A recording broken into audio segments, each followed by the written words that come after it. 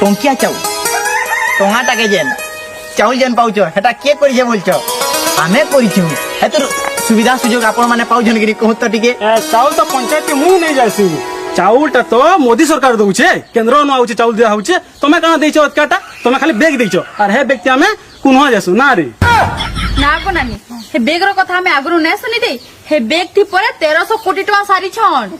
সেটা মুই নাই শুনি রে মুই তো জানি নাই তমে নি জানি কো মুই জাইছে হ্যাঁ যে শুন তো আমি যদি বেগ থি যদি হেতকি টঙা সারিছু বেলে আমার সরকার কেনতা তাকড়া সরকার ভাবি পারিছ তো যে শুন তো আহরি আমার তো যোজনা মানে আছে সেটা মানে বি আমি কহমু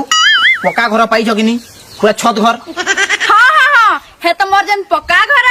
হে পকা ঘর কথাও নাই কহন হে প্রধানমন্ত্রী আবাস যোজনার কথা কইছ কাহারে তো নরেন্দ্র মোদি দউছে তোমা তো খালি নাকে চড়াই দউছ হে না তোকে লেখি যাইছন বর্ষা ই মানে তো সবু জানি পকাইছন একচুয়ালি স্যার কি ভাল কাম করুছি কি খারাপ কাম করুছে সমস্তে বুঝি পারুছেন এইটা তো তুমি বি বর্ষা